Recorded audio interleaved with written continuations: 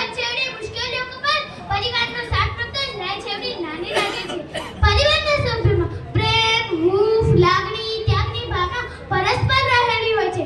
આજના આ કળિયુગમાં જ્યાં લોકો મારું મારું કરતા હોય છે ત્યાં મહાભારત સર્જાય છે અને જ્યાં લોકો તારું તારું કરતા હોય છે ત્યાં રામાયણ જોવા મળે છે.